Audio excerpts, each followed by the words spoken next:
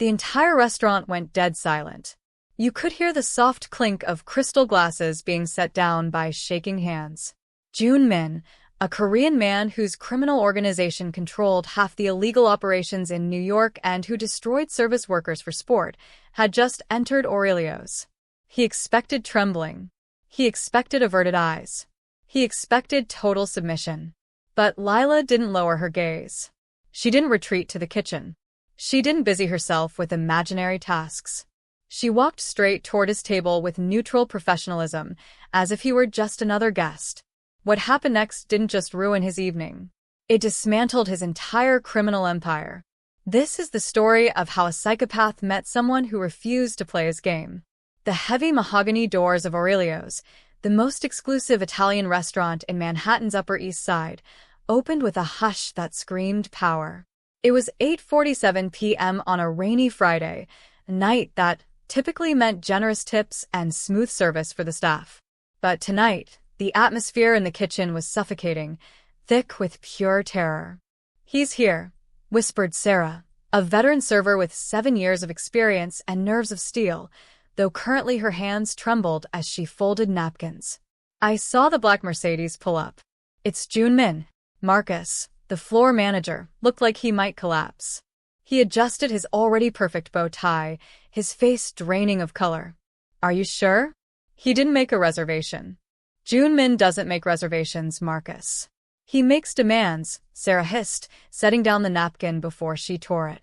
"I can't serve him. Last time he said my accent was grating on his digestion, and he tried to get me fired because the ice cubes in his water weren't perfectly square. I have a mortgage. I cannot lose this job." The panic was contagious. In the high-stakes world of fine dining, guests were normally treated like royalty. But Jun Min was a tyrant, the head of one of the most feared Korean organized crime families operating in New York. He treated service staff not like human beings, but like malfunctioning appliances to be discarded. He was notorious for leaving zero tip on $5,000 bills simply because a waiter poured water from the left side instead of the right. Word was he once had a sommelier blacklisted from every fine establishment in the tri-state area just because the man had suggested a wine pairing. Marcus scanned the kitchen, his eyes desperate. "Thomas, you handled that hedge fund CEO last month without incident." Thomas, a burly man who had once been a bouncer in Hell's Kitchen, shook his head vigorously. "No way. The man is a psychopath. He made me refold his napkin 4 times. I'm not doing it." "I'll do it." The voice was calm, cutting through the kitchen's panic like a cool breeze. Everyone turned. Standing by the espresso machine was Lyla. It was her first week. She was 28 with sharp features and observant, intelligent eyes that seemed to take in everything at once. "Before I tell you what happened next, let me ask you this. If someone with power treated you like dirt, would you stand up to them even if it could cost you everything? Or would you bow your head and survive? Drop your answer in the comments. I'm genuinely curious what you would have done in my shoes. Look, I'm not going to lie to you and say I wasn't scared. My heart was hammering so hard, I could feel it in my throat. But fear and stupidity are 2 different things, and I dealt with worse than some entitled criminal in an expensive suit. I picked up the leather-bound menu, smoothed down my apron, and walked across that dining room like I owned it. Every eye in the restaurant was on me. I could feel Sarah's horrified stare burning into my back. Marcus looked like he was about to have a stroke. Jun Min sat at table 7, the corner booth with the view of the city lights. He didn't even glance up when I approached. He was on his phone, speaking in rapid Korean, his voice low and venomous. I caught words I didn't understand, but the tone? Universal. Someone on the other end was being threatened. I stood there, waited. My pen poised over my notepad, my face professionally neutral. He kept talking. 1 minute. 2 minutes. 3. This was a test. He wanted me to squirm, to apologize for existing, to scurry away like a frightened mouse. I didn't move. Finally, he ended the call with a sharp sentence that sounded like a death sentence, and his eyes, dark, cold, empty, slid up to meet mine. I'd seen eyes like that before. Eyes that calculated your worth in seconds and usually found you worthless. Water, he said. Not a request. A command. Room temperature. Not cold. Not warm. Exactly room temperature. Do you understand? Or do I need to speak slower? His English was perfect, with barely a trace of an accent. The insult was deliberate. I met his gaze without flinching. I understand perfectly, sir. Still or sparkling. Something flickered across his face. Surprise, maybe. Or annoyance that I hadn't crumbled. Still. And I'll have the osso buco. If it's not prepared correctly, you'll regret bringing it to my table. I wrote it down with steady hands, smiled politely, not warmly, just professionally, and walked away. Behind me, I heard him exhale sharply, like I'd somehow inconvenienced him by breathing his air. Round 1 to me. The osso buco came out of the kitchen at exactly 147 degrees Fahrenheit. Chef Antonio had checked it twice with a thermometer, his hands shaking the whole time. It's perfect, he whispered to me. Tell me it's perfect, Lyla. It's perfect, I assured him, though I had no idea what Jun Min's exact preferred temperature even was. The man was a walking nightmare, not a Yelp review. I carried the plate across the dining room, the rich aroma of braised veal and saffron risotto trailing behind me. Other diners watched nervously. Everyone knew something was about to happen. I set the plate down gently in front of Jun Min. Your osso buco, sir. Enjoy. He didn't thank me. He picked up his knife and fork, cut a precise piece, and brought it to his mouth. Then he slammed the fork down so hard the table shook. Are you trying to insult me? His voice exploded through the restaurant like a grenade. Every conversation died instantly. This is cold. Do you serve cold food to guests in this establishment? I didn't step back. I kept my voice level, professional. Sir, that dish was plated 30 seconds ago at the optimal temperature. Did I ask for your opinion? He stood up, towering over me, his face contorted with rage. I asked for properly prepared food. Do you think I'm some idiot off the street? I could buy this restaurant with my pocket change and turn it into a parking lot. Here's where most people would have apologized. Coward. Begged. I tilted my head slightly, and when I spoke, my voice was cool, rational, a breeze cutting through his fire. Sir, if the food is cold, it means it's below optimal serving temperature. However, thermodynamics suggests that a dish served 30 seconds ago cannot have cooled to an unacceptable temperature unless the ambient room temperature is somehow drastically lower than standard, which it isn't. Perhaps the issue is subjective preference rather than objective failure. The entire restaurant held its breath. Jun Min's eye twitched. He stared at me like I'd just spoken in ancient Sanskrit. No one, and I mean no one, had ever contradicted him with logic. What did you just say to me? I smiled politely. Would you like me to have the kitchen prepare another dish, sir? At your preferred temperature? For one heartbeat, I thought he might actually hit me. His hands were clenched into fists, his jaw locked tight. Then he sat down slowly, his eyes never leaving mine. Bring me the wine list, he said quietly. Dangerously. Now. I brought him the wine list. My hands were steady, but inside, my survival instincts were screaming at me to run. This man was a predator, and I'd just challenged him in front of an audience. He flipped through the leather-bound pages with barely concealed fury, his jaw tight. Then his finger stabbed at an entry near the back. This one. The 2005 Barolo. Bring it. I glanced at the selection. $2,000 a bottle. Of course. Right away, sir. I retrieved the bottle from the climate-controlled cellar, brought it to his table, and opened it with practiced precision. I poured a small tasting portion into his glass, the wine catching the candlelight like liquid rubies. Jun Min lifted the glass, swirled it once, and brought it to his lips. Then he spat it out. Not discreetly. He spat it across the table in a dramatic spray of wine that splattered onto the white tablecloth like blood at a crime scene. Swill, he roared, shoving the glass away. You bring me $2,000, Swill? This wine is oxidized.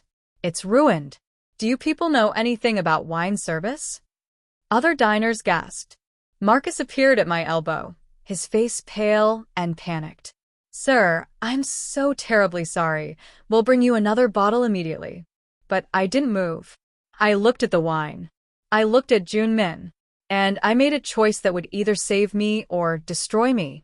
Sir, I said calmly, that wine is not oxidized. The restaurant went silent. Marcus made a strangled sound beside me. Jun Min's eyes narrowed to slits. Excuse me? The 2005 Barolo was open 30 seconds ago. Oxidation requires prolonged exposure to oxygen, hours, not seconds. The wine is perfect. What you're tasting is tannin structure and acidity, which is characteristic of Nebbiolo grapes. If you find it unpleasant, that's a matter of personal preference. I paused, then delivered the killing blow with a polite smile. Or perhaps a compromised palate. You could have heard a pin drop in Antarctica. Jun Min stood up so slowly it felt like watching a cobra rise before a strike. He stepped toward me, invading my space, his voice dropping to a whisper that somehow felt louder than his screaming. You just made the worst mistake of your life. I held his gaze, didn't flinch, didn't apologize, and I smiled. Not a friendly smile, a hunter's smile, because Jun Min had no idea who he was really dealing with. Have you ever stood face to face with someone who could end your life with a phone call? Someone whose eyes held absolutely no warmth, no humanity, just cold calculation and rage? That's where I was standing. And, honestly, I should have been terrified.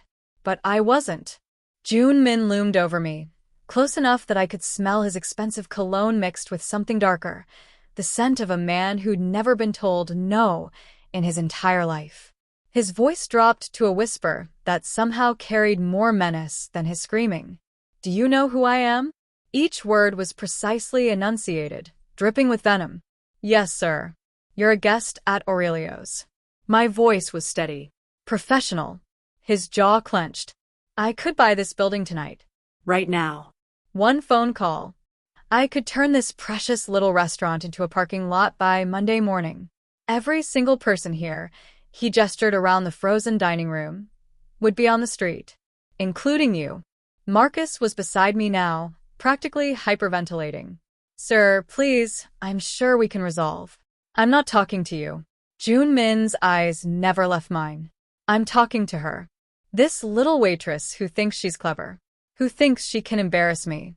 Here's the thing about bullies, and yes, even mafia bosses are just bullies with better suits. They expect fear. They feed on it. They need it the way normal people need oxygen. So I smiled. Not a nervous smile. Not an apologetic smile. I smiled the way a hunter smiles when prey walks into a trap it doesn't even see yet. Sir, I said softly, threatening to destroy people's livelihoods over a wine preference seems like an overreaction. But you're absolutely right. You do have that power. The question is, what kind of man uses it? The silence in that restaurant was deafening. Jun Min's face went through several shades of red before settling on a purple that probably indicated dangerously high blood pressure. His hands were shaking, not with fear, but with pure, undiluted rage. You have no idea what you've just done, he whispered. And you know what? He was right about that. I had no idea how far he was willing to go. But I was about to find out. Jun Min sat back down. That should have been my first warning sign. Angry men who suddenly go quiet? That's when they're most dangerous.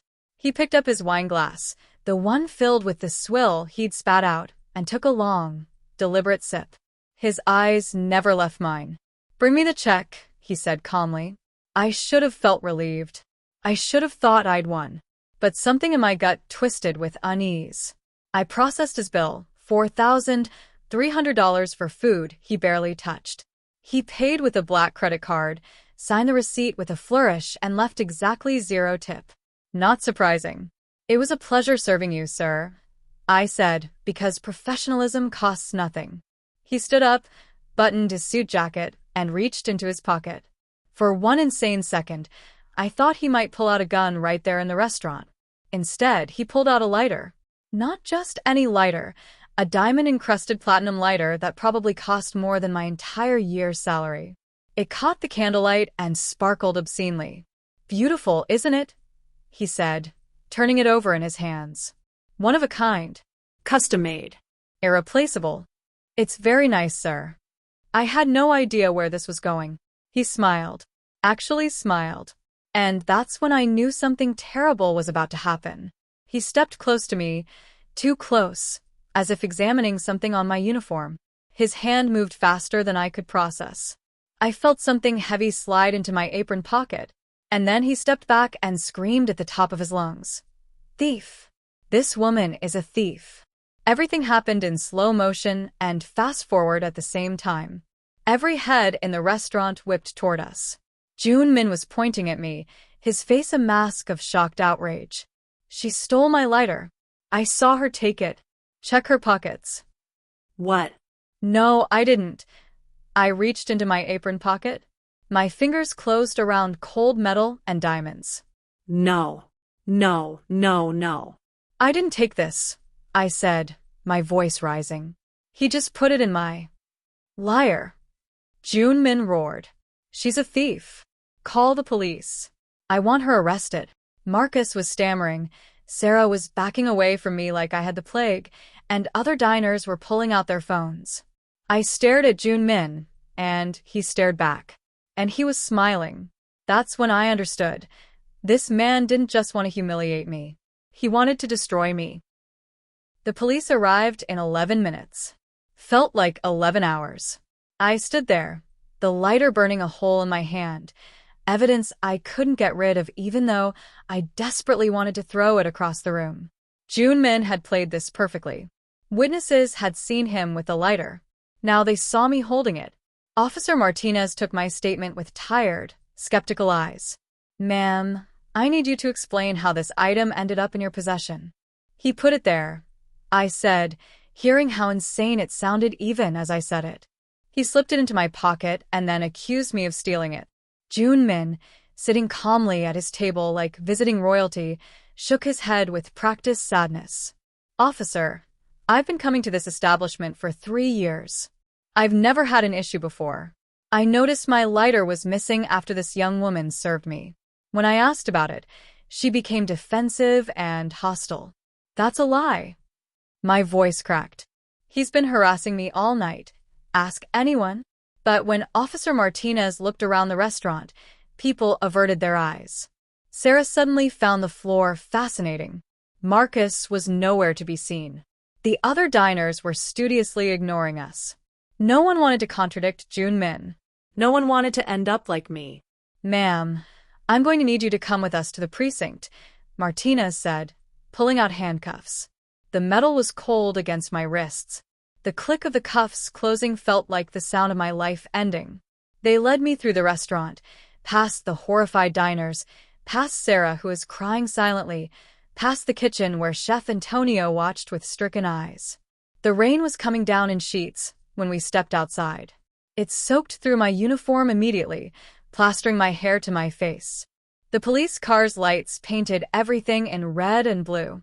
And that's when Jun Min appeared beside me. He leaned in close, so close the officers couldn't hear him over the rain, and whispered in my ear, "You should have just fetched the water." His breath was warm against my cold skin. He smelled like expensive wine and victory. "This is what happens to people who disrespect me," he continued, his voice soft, almost gentle. "I ruin them. Completely. You'll have a criminal record. No restaurant will ever hire you again. You'll lose everything." I turned my head to look at him, rain running down my face like tears I refused to shed. And I smiled. Even handcuffed, even soaking wet, even with my life falling apart, I smiled. Because Jun Min still had no idea who I really was. "See you soon," I whispered back. His smile faltered. Just for a second. A flicker of uncertainty crossed his face. Then the officer put his hand on my head and guided me into the back of the police car. As we pulled away, I watched Jun Min standing under the restaurant awning, watching me go. He thought he'd won. He had no idea the game had just begun. The precinct smelled like burnt coffee and broken dreams. They processed me through booking like I was already guilty, fingerprints, mugshot, the works. I stayed silent, compliant, my eyes tracking every camera, every officer, every procedural step. Officer Martinez sat me down in an interrogation room. Metal table. 2 chairs. A mirror that was obviously one-way glass. "This doesn't have to be complicated," he said, not unkindly. "You seem like a good kid who made a bad choice. Just tell us why you took the lighter. First offense you might get. I need to make a phone call." He sighed. "You'll get your call after." No. I looked him directly in the eyes. "I need to make a call. Now. And I need you to write down exactly what I'm about to say." Something in my tone made him pause. I wasn't pleading. I wasn't scared. I was giving orders. "Ma'am. Authorization code. Tango 7 Delta 9 Echo," I said clearly. "High-risk undercover operation. Immediate supervisor contact required." Martinez's pen stopped moving. He stared at me like I'd just spoken Martian. "What did you just say?" "You heard me. That's a federal undercover code. You need to verify it. Now." For a long moment, he didn't move. Then he stood up, walked to the door, and called out, "Sarge? We got a situation here." 20 minutes later, I was sitting across from a very different kind of officer. Detective Sarah Chun from the FBI's Organized Crime Task Force. She closed the door, set her phone on the table recording, and studied me with sharp, assessing eyes. "Agent Lyla Morrison," she said. "Not a question. A confirmation." "Yes, ma'am." "You want to tell me why you're in handcuffs in an NYPD precinct instead of maintaining your cover?" I smiled. A real smile this time.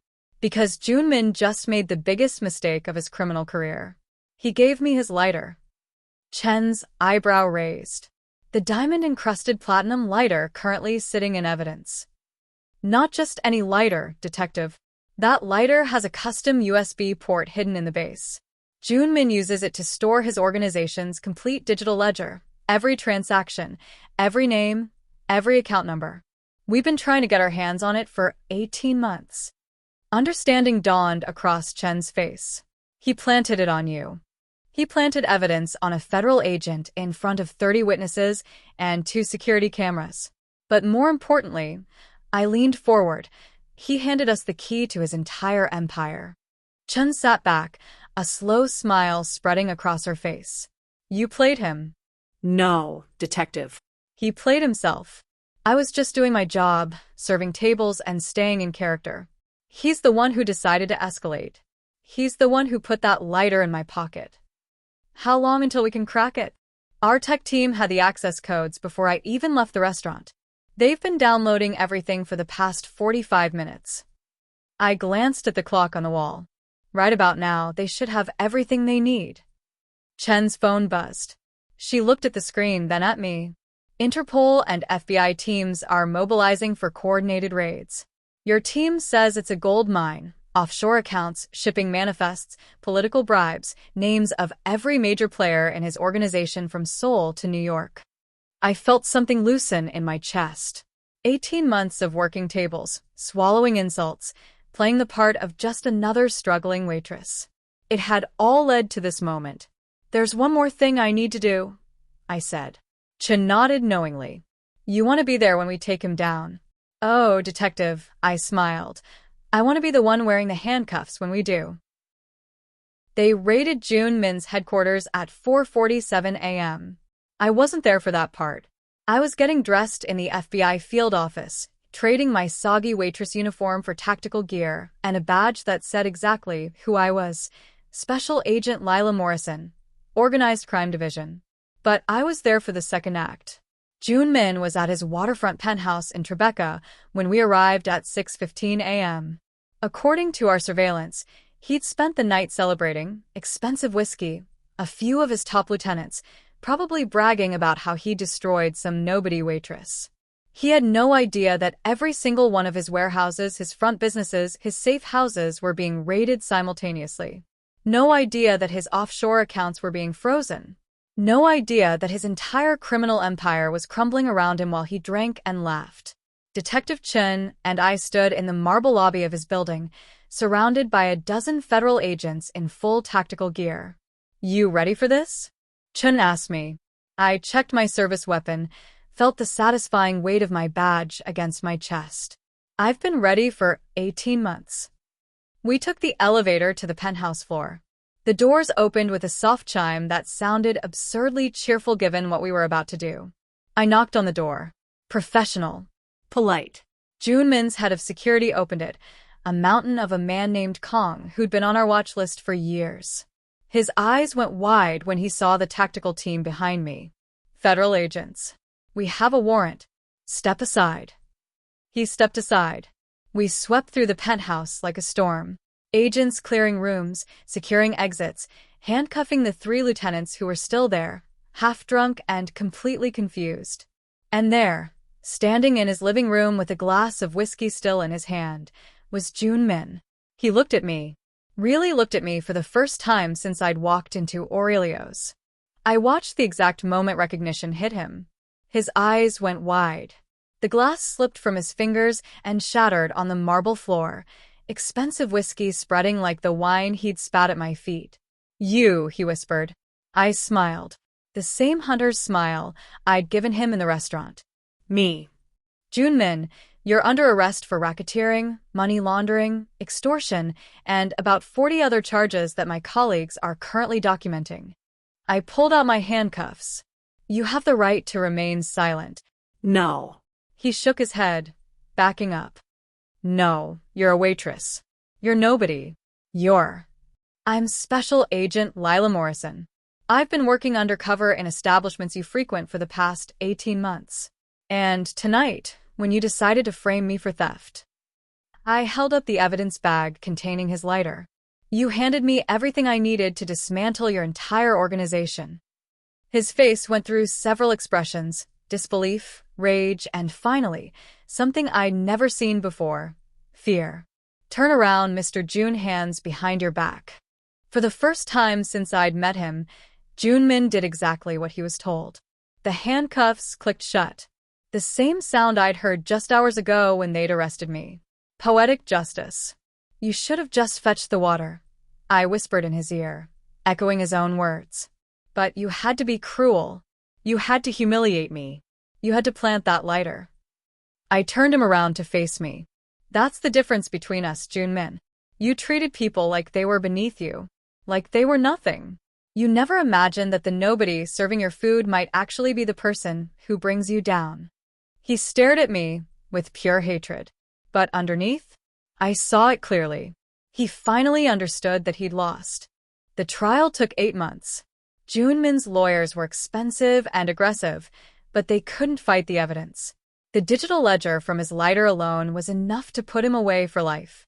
Add in the witness testimonies, the seized assets, the documented crimes. It was an avalanche. I sat in the courtroom the day they read the verdict. Guilty on all counts. Sentencing came 2 weeks later. Life in prison without the possibility of parole. Jun Min didn't react when the judge handed down the sentence. He just sat there, stone-faced, like he was dining at another expensive restaurant where nothing met his standards. But I saw his hands. They were shaking. 6 months after that, I got a call from a contact who worked at the federal penitentiary, where Jun Min was serving his sentence. "Thought you'd want to know," he said. "Your guy's having a rough time adjusting." Oh.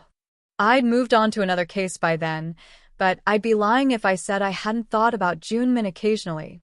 Yeah. Turns out when you're not a feared crime boss anymore, you're just another inmate.